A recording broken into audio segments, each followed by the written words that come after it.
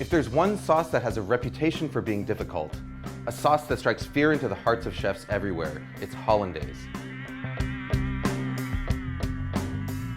Now Hollandaise, just like mayonnaise, is a fat and water emulsion. Normally when you mix together fat and water, the fat's going to separate and float on top of the water in a greasy layer. But the key to a successful emulsion is to break that fat up into droplets so tiny that they stay evenly dispersed, causing the liquid to thicken and turn opaque. Traditionally, the way that you do this is by whisking together egg yolks and lemon juice in a double boiler until they're hot and frothy, and then slowly whisking in butter in a thin and steady stream. As you whisk, the butter breaks into minute droplets, while the egg yolk acts as an emulsifier, helping to keep those droplets evenly dispersed and thickening the sauce. What you get is a creamy, smooth sauce with a rich texture and mild flavor that's perfect for vegetables, fish, and eggs. But there's a lot of ways it can go wrong. If you don't whisk fast enough, or if you add your butter too fast, the sauce will end up greasy and broken. If you don't cook your eggs enough, it won't thicken properly, but if you cook them too much, you end up with broken scrambled eggs.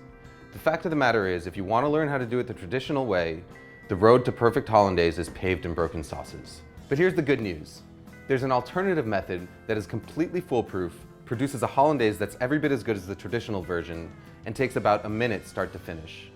All you need is a small pot, a glass measuring cup, and a hand blender with a cup that barely fits its head.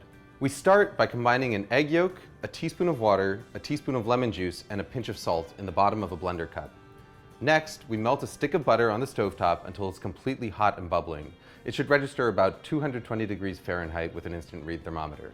Pour that butter into a glass measuring cup. Now all we've got to do is stick the hand blender into the cup, start it running, and then slowly drizzle in our butter. As the hot butter hits the eggs, they start to cook. By the time you've added all of your butter, about 30 seconds later, the eggs are fully cooked and you've got a smooth, creamy, hot Hollandaise sauce that is completely indistinguishable from one made using the traditional whisking method. Hollandaise is at its best right when you make it, but if you want to store it, your best bet is to keep it in a small, lidded pot in a warm spot somewhere near your stove. Just make sure that you use it within a couple of hours. Food Lab signing out.